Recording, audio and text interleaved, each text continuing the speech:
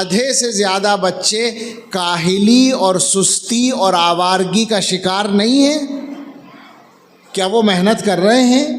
جو محنت ان کو کمانے کے لیے کرنی چاہیے کیا وہ کر رہے ہیں؟ کیا مسلمانوں کی یہ بیماری عام نہیں ہے کہ ان کے علاقوں میں رات کے 1 بجے تک 2 بجے تک یا 3 بجے تک بھی ہوٹل کھلے ہوتے ہیں اور چکن تلے جا رہے ہوتے ہیں اور لوگ کھا رہے ہوتے ہیں اور آوارہ گردی ہو رہی ہوتی ہے؟ کیا یہ حقیقت نہیں ہے؟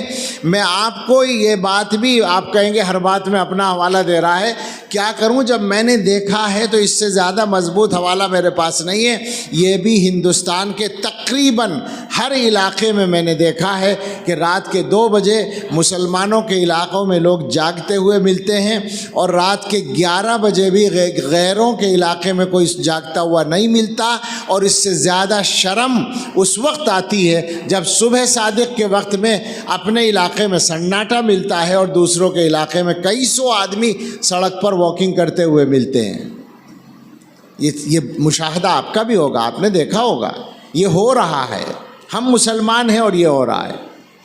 کاروبار کا جہاں تک معاملہ ہے، اسلام سے زیادہ کاروبار کے طریقے کسی نے نہیں سکھائے، کامیاب کاروبار کے طریقے۔